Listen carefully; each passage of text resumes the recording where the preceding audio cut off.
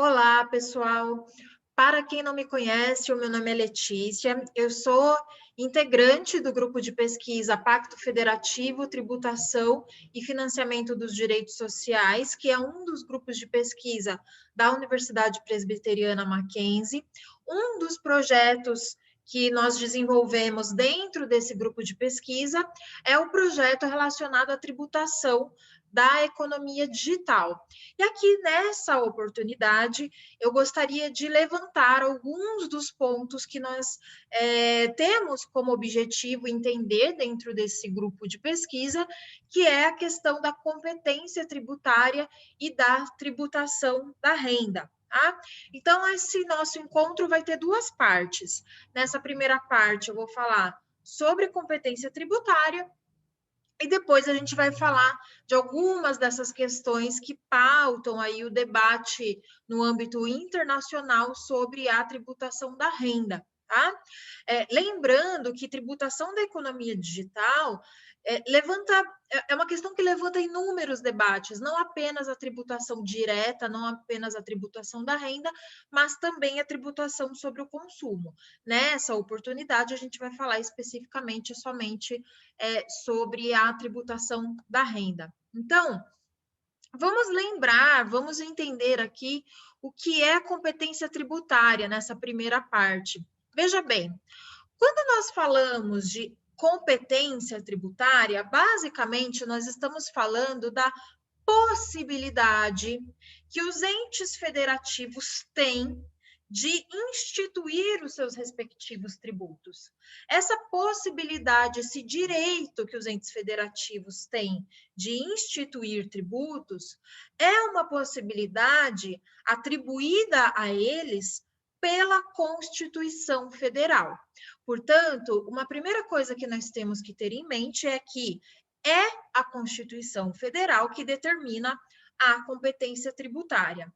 Vejam que essa ideia de que a Constituição Federal é que determina a competência tributária está contemplada no nosso Código Tributário Nacional. Eu quero chamar a atenção de vocês aqui para a redação do artigo 6º do Código Tributário Nacional vigente aqui no Brasil atualmente. Né? Então, o artigo 6º, ele define o que é a competência tributária, ele diz que a competência tributária é essa atribuição constitucional, ou seja, é esse poder que a Constituição Federal dá aos entes federativos para que eles exerçam a competência legislativa plena. Portanto, a competência legislativa plena, ou seja, o direito de legislar sobre os seus respectivos tributos, é um poder que está abrangido pela competência tributária, certo?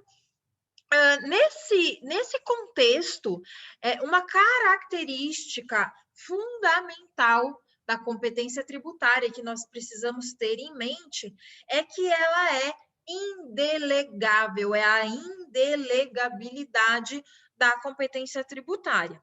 No entanto, nós não podemos confundir a competência tributária com a capacidade tributária ativa. Como eu acabei de mencionar para vocês, como eu acabei de mencionar ali com base no artigo 6º, a competência tributária envolve a competência legislativa plena, o poder de legislar sobre direito tributário.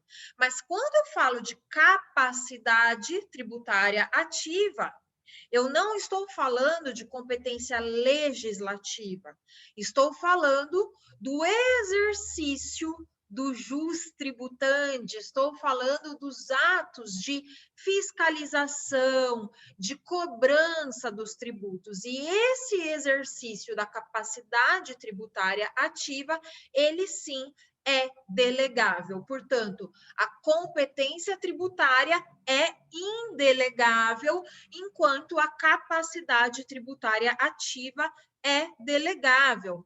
E isso também está contemplado no Código Tributário Nacional, ali no artigo 7º do Código Tributário Nacional, estou dividindo aqui a tela com vocês, e o dispositivo legal diz exatamente isso: a competência tributária é indelegável, salvo as funções de arrecadar ou fiscalizar os tributos.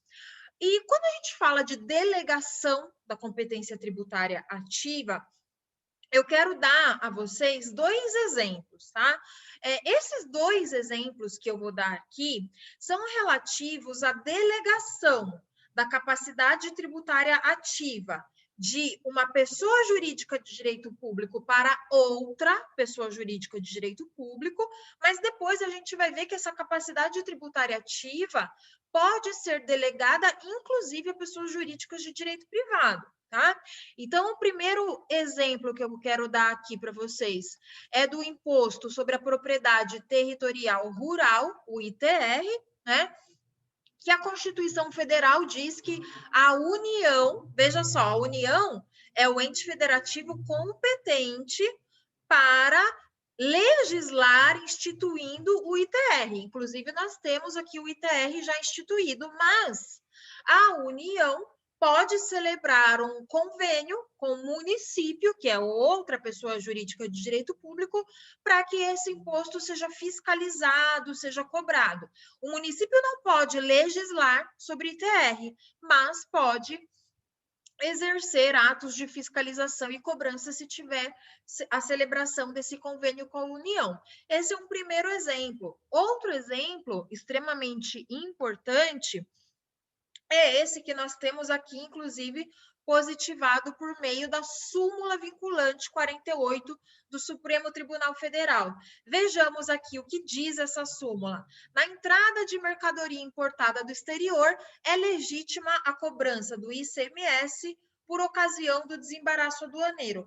Vejam que curioso, o ICMS é um imposto de competência estadual e distrital, ou seja, os estados e o Distrito Federal podem instituir e podem legislar sobre o ICMS, mas quem realiza o desembaraço aduaneiro, quem realiza a fiscalização de entradas de mercadorias aqui no nosso país é a Receita Federal do Brasil, que é um órgão federal, é um órgão da União. Então, percebam, mesmo se tratando de um órgão federal, ele vai realizar os atos de fiscalização e cobrança relativos a esse imposto estadual. Tá? Então, aqui nós temos uma espécie de delegação da capacidade tributária ativa.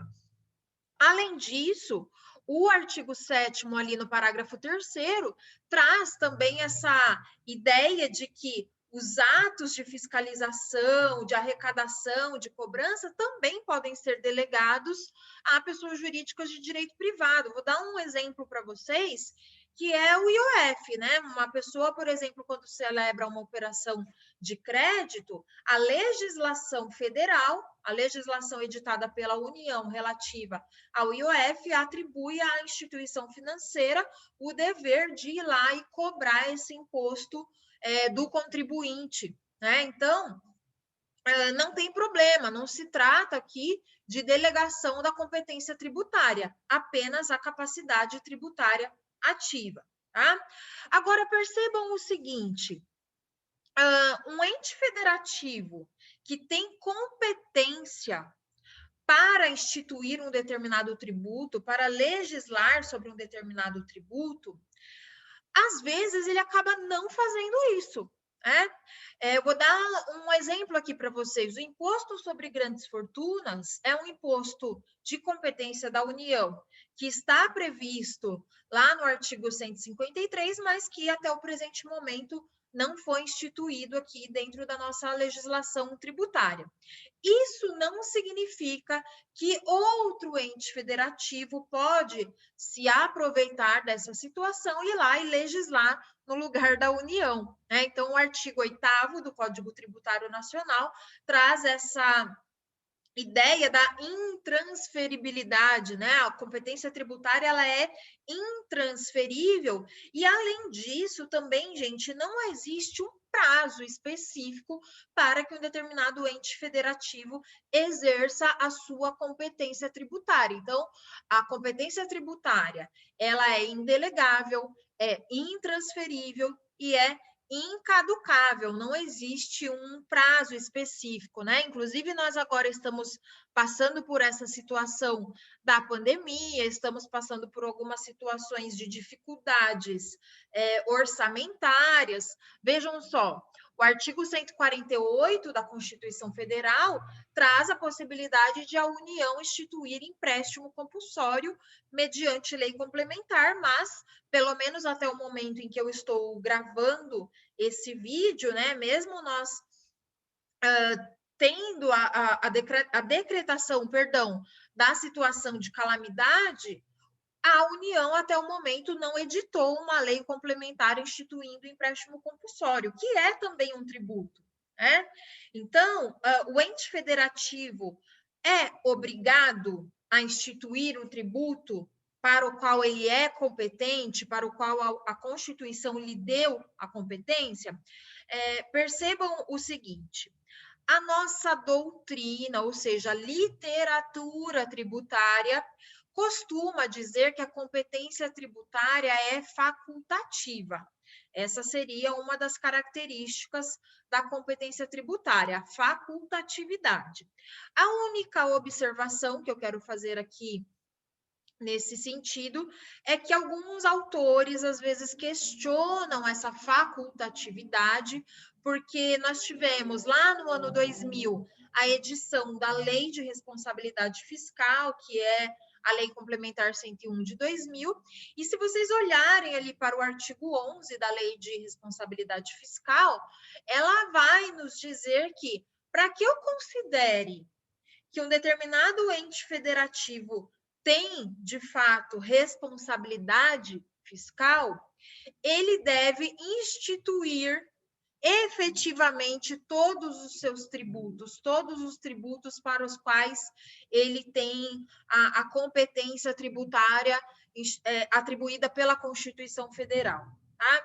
Então, embora essa característica seja uma característica um tanto quanto polêmica após a edição da Lei de Responsabilidade Fiscal, de modo geral, né, majoritariamente, a nossa literatura descreve, sim, a facultatividade como uma das características da competência tributária, ok?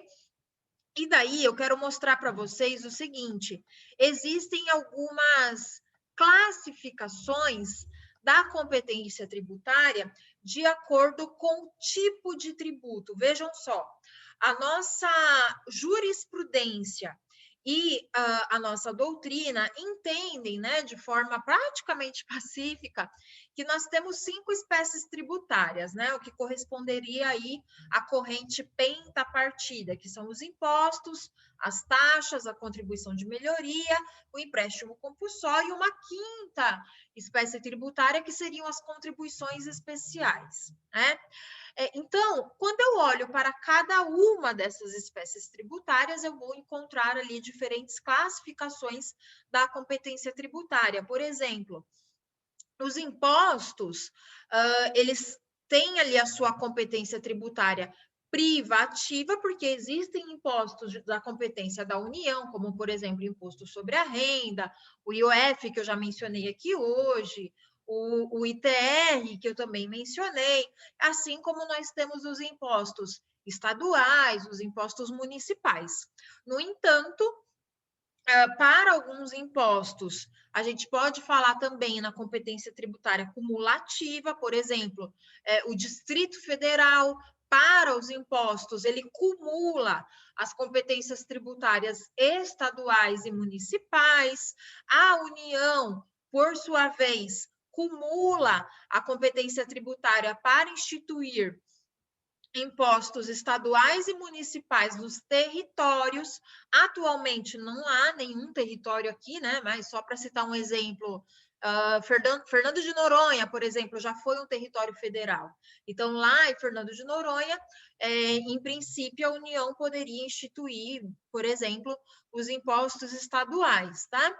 Então, eu coloquei aqui nessa apresentação algumas classificações da competência tributária que vocês vão encontrar na nossa literatura, a depender do tipo de tributo, né? Vou só citar mais um exemplo aqui, por exemplo, a contribuição de melhoria, que é um tributo que pode ser instituído pelos entes federativos em razão da valorização imobiliária decorrente de obras públicas, é um tributo de competência comum, ou seja, todos os entes federativos podem instituir esse tributo, de acordo com quem fez a obra, né? Então, qual ente federativo realizou aquela obra que gerou a valorização imobiliária. Mas percebam, é uma competência comum, porque não há um único ente federativo que pode instituir esse tributo, embora também na prática seja um tributo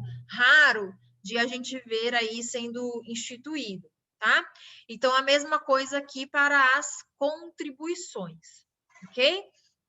Então, para a gente fechar essa primeira parte, eu queria resumir aqui, assim, de modo geral, as características da competência tributária, né, que nós vimos que é esse poder que a Constituição Federal dá aos entes federativos, né, à União, os estados, o Distrito Federal e os municípios, para que eles instituam os seus respectivos tributos, que são a privatividade. Então, um ente federativo, ele vai instituir os seus respectivos impostos de acordo com as suas faixas de privatividade. Por isso que a gente não tem um imposto de renda municipal, um imposto de renda estadual. Só a União pode instituir esse tributo.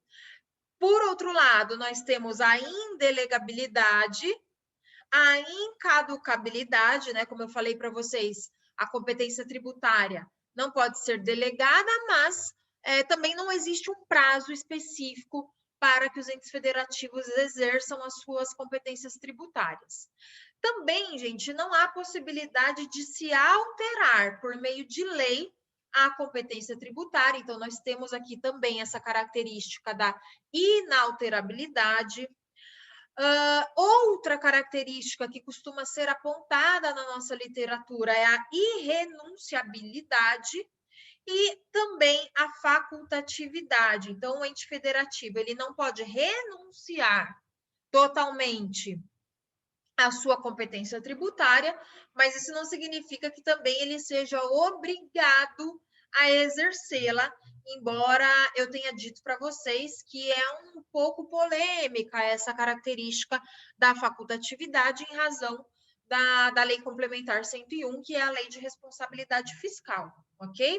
Então, pessoal, essas são algumas das características aqui, ou pelo menos as principais características da competência tributária. Então, percebam o seguinte, quando o ente federativo vai legislar, instituindo os seus respectivos tributos, aqueles tributos dos quais ele é competente para instituir, o exercício dessa competência tributária também deve respeitar os postulados constitucionais. Então, existem uma série de regras e princípios na Constituição Federal que vão condicionar o exercício dessa competência tributária. Não é porque a Constituição Federal atribuiu competência tributária a um determinado ente federativo que ele vai poder exercer essa competência tributária da maneira como ele bem entende, né? A Constituição Federal condiciona, limita a competência tributária de diversas maneiras, tá?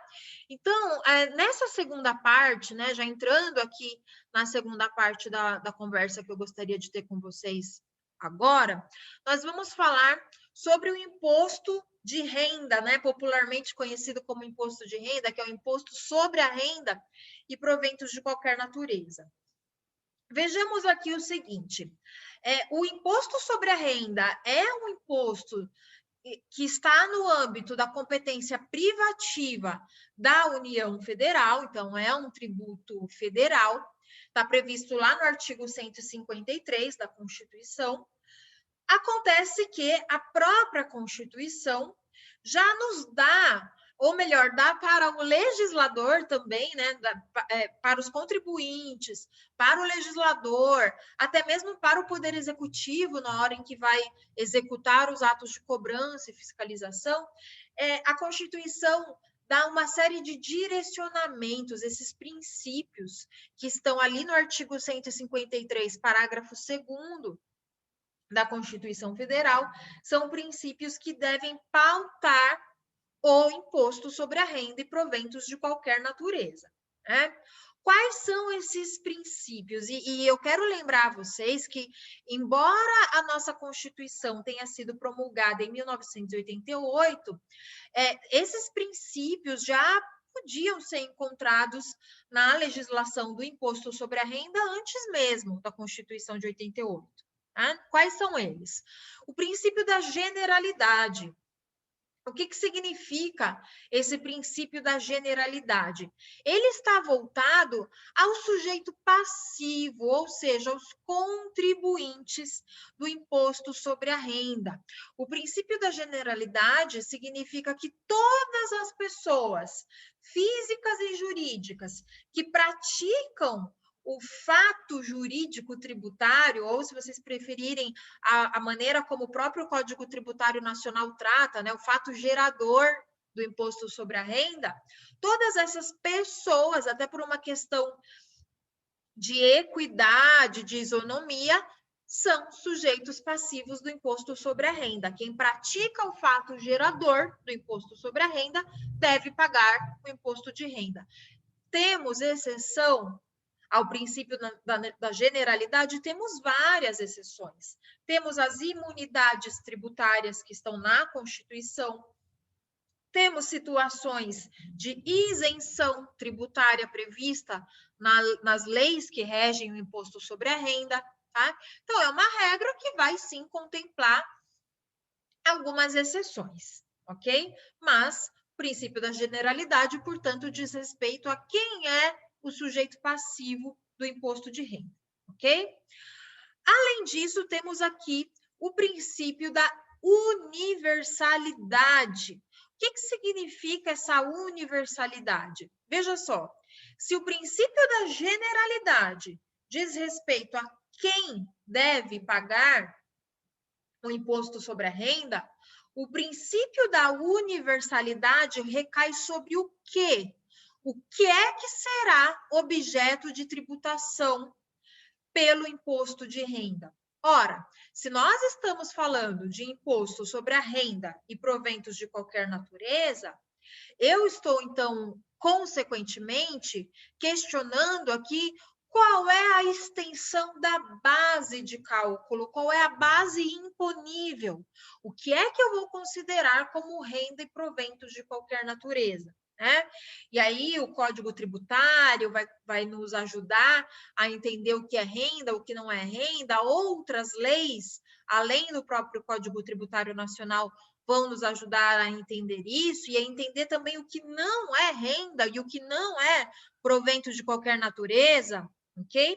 Mas, de um modo geral, tudo aquilo que corresponde ao conceito de renda e de provento vai entrar ali na base de cálculo do imposto sobre a renda.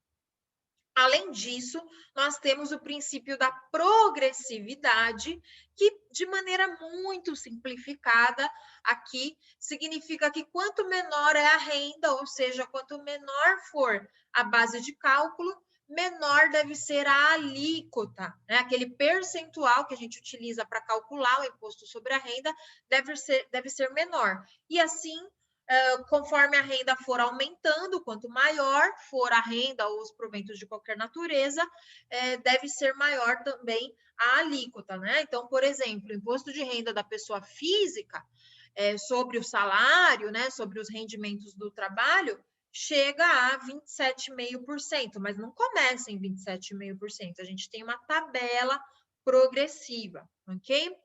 Uma maneira de nós estudarmos aqui toda essa fenomenologia do imposto sobre a renda é a gente olhar para a sua regra matriz, né? Então, a regra matriz do imposto de renda, ela vai nos dar ali todos os elementos que vão desenhar a obrigação tributária. Então, o critério material é o que seria ali o próprio fato imponível, o fato jurídico tributário, né? Qual é o verbo praticado pelo sujeito passivo que vai gerar o vínculo entre ele, contribuinte, e o fisco, aqui no caso, a União.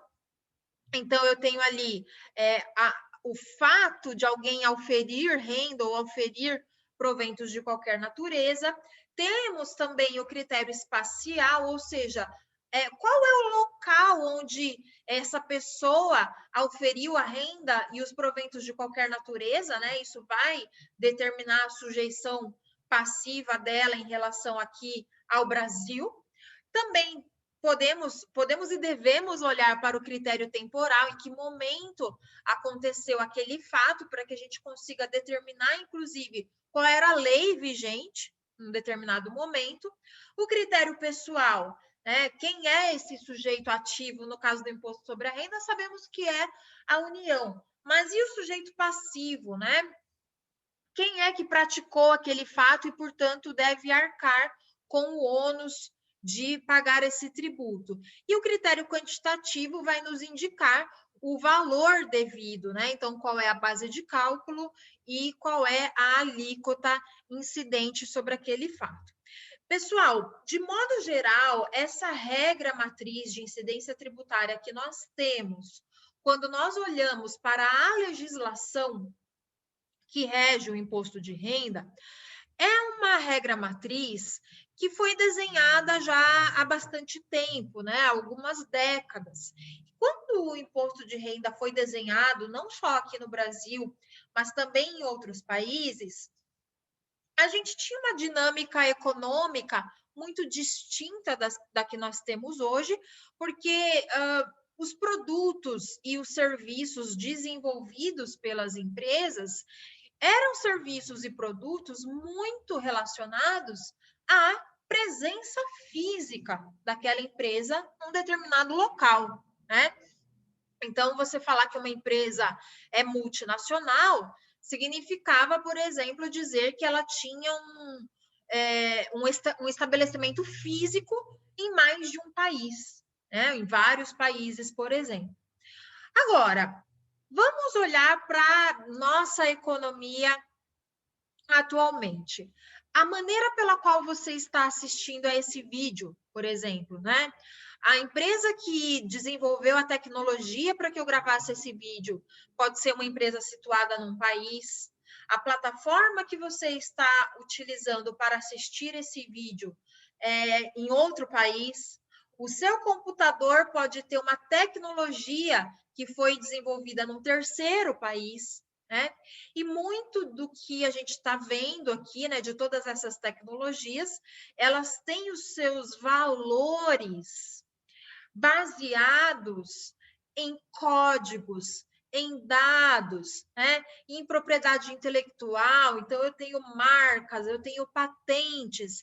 Em outras palavras, é uma economia, né? A nossa economia, da maneira como ela tem a sua dinâmica colocada atualmente, ela tem uma certa desmaterialização, ela não depende apenas de produtos físicos, ou ela não depende necessariamente da presença física de uma empresa num determinado país para que os seus produtos cheguem até o consumidor final. Aliás, muitas vezes o usuário desse serviço sequer vai ser o consumidor final, né? A gente tem, inclusive, aqueles negócios que são desenvolvidos de uma empresa para outra empresa. A gente vai falar um pouquinho mais sobre isso daqui a pouco. Mas dentro desse contexto, eu quero mostrar aqui para vocês uma capa de uma revista, né? A revista The Economist, de 2017. Vejam só, a capa da revista, ela está comparando ali as principais empresas do ramo de tecnologia que nós temos atualmente a petroleiras, né? O petróleo sempre foi considerado o produto talvez mais valioso dentro do capitalismo. E daí, atualmente, então, essas empresas seriam empresas tão valiosas quanto ou mais do que as petrolíferas, porém o petróleo, né, o que corresponderia aí ao petróleo delas são os dados. Então, os dados é que estão ali na base, na raiz da extração de valor dentro dessa dinâmica da economia digital, né? Acontece que essa dinâmica econômica baseada em dados, né, essa desmaterialização da economia, traz sim uma série de desafios para os sistemas tributários. E quando eu falo aqui em sistemas tributários, eu não estou falando apenas do sistema tributário brasileiro. Nós temos todos os países aí, inclusive os organismos internacionais, né, União Europeia, OCDE, pensando em como atualizar os nossos sistemas tributários para que a tributação dessas empresas, para que a tributação da economia digital seja uma tributação mais justa. E por que eu estou falando aqui, gente, de tributação mais justa? Seria injusta a tributação como ela está atualmente desenhada? Eu sei que justiça é um conceito, às vezes, um pouco difícil, né, de a gente conceituar. A gente tem aí milênios de história, né, do conceito de justiça, se a gente for olhar até para a filosofia do direito, mas existe uma percepção de que essas empresas de tecnologia são empresas pouco tributadas, né? Uma característica que elas têm é a mobilidade do capital. Então, como eu falei para vocês, a prestação dos serviços, a colocação dos seus produtos à disposição de usuários, sejam negócios B2B ou B2C, né? Então, negócios desenvolvidos para o consumidor final, ou negócios desenvolvidos para negócios, não dependem da presença física dessas empresas nas jurisdições. Então, elas acabam conseguindo escapar da tributação, porque elas têm uma mobilidade de capital. Às vezes, uma empresa ela tem uma sede em um determinado país, mas ela consegue ter subsidiárias, coligadas, controladas em um outro país, talvez com uma tributação mais favorecida, e ela vai alocando o seu capital e as suas receitas nessas outras jurisdições com uma tributação mais favorecida.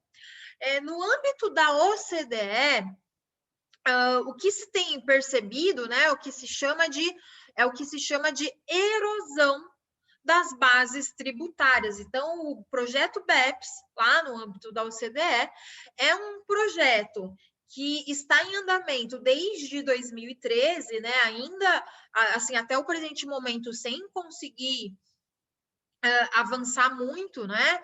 Mas é um projeto que tem como objetivo pensar de maneira multilateral como é que a gente vai conseguir construir um sistema tributário mais justo, né? Então, uma coisa que é importante a gente observar aqui é que os tratados internacionais que nós temos, né, para evitar a dupla tributação, são tratados que têm um conceito importante, que é o conceito de estabelecimento permanente. Esse conceito foi pensado no momento em que a presença física de uma empresa em um determinado país era algo muito fácil de ser identificado e a gente vai precisar atualizar esse conceito, né? Então, será que o conceito de estabelecimento que nós tínhamos até então, ele é suficiente ou será que a gente vai precisar definir o que é essa presença digital significativa? E percebam o seguinte, a presença digital significativa de uma empresa num determinado local não dependeria, em tese, da presença dela ali, do ponto de vista jurídico, né? Não preciso, vou pegar o exemplo nosso aqui do CNPJ, né? Uma empresa que tem uma sede aqui no Brasil, ela tem um CNPJ, ela vai lá e abre a empresa perante a Receita Federal, né? Agora, uma empresa de tecnologia, ainda que não tenha um CNPJ aqui, pode ter uma presença digital significativa na medida em que usuários de plataformas, usuários de serviços estão gerando dados, né? Então, esses dados, eles trafegam na internet por diversos sites, por diversas ferramentas, né? A gente tem, por exemplo, a ideia de software as a service. Você não precisa nem baixar um software hoje para ser usuária dele, para ser usuário dele, né? Você tem a prestação de serviços em nuvem, fabricação de produtos, né? A gente está começando o desenvolvimento e a utilização prática, de fato, de impressão 3D. Então, às vezes, até produtos físicos não dependem da presença de uma fábrica num determinado local, né? Então, os desafios que nós temos para a tributação da renda dentro desse contexto da economia digital diz respeito, né, passa, inclusive, pela identificação dos elementos de conexão. Gente, a tributação internacional, tal como ela havia sido formulada e como ela funciona atualmente, vai encontrar ali nos elementos de conexão o critério para eu dizer, olha, essa empresa tem que pagar um imposto no país A ou no país B. Né? Quando a gente olha para os tratados internacionais, a gente vai ver ali o conceito de residência e o conceito de fonte. Então, será que a empresa tem que pagar um imposto na sua fonte ou na sua residência fiscal? Talvez esses conceitos de residência e de fonte não sejam suficientes mais para a gente falar de tributação da renda, tá? Isso pensando em tributação direta, porque a economia digital tem ainda os seus desafios também para a tributação do consumo, né? A tributação indireta. E, além disso, um outro desafio é que, ainda que a gente pense em tributação da renda, tendo ali essa ideia de presença digital significativa como elemento de conexão, ainda assim a gente vai precisar pensar em como operacionalizar isso, como fiscalizar essas empresas. Né? A gente talvez não tenha atualmente obrigações acessórias, né? Aqueles deveres instrumentais que as empresas têm que cumprir, desenhadas de acordo com essa realidade da economia digital, e talvez, gente, seja muito difícil, né, elaborar essas novas obrigações acessórias, né? Como colocar isso na prática? Então, muito provavelmente a gente vai ter uma intensificação da troca de informações entre países, a gente vai precisar construir tratados internacionais específicos para esse tipo de situação, né? Um objetivo que a gente já consegue perceber até pelo projeto BEPS, lá no âmbito da OCDE, é que o que seria ideal é que nós não tivéssemos medidas unilaterais, ou seja, cada país decidindo isso isoladamente, porque dada essa característica que eu falei até da mobilidade do capital, se os países forem tomando medidas unilaterais, as empresas elas vão continuar conseguindo escapar dessa tributação. Né? Então, pessoal, esse vídeo aqui que eu gravei para vocês para a gente alinhar aqui alguns pontos, para eu colocar algumas perguntas que dentro do nosso grupo de pesquisa a gente vai responder juntos, ok? Então, vamos em frente aqui nas nossas discussões.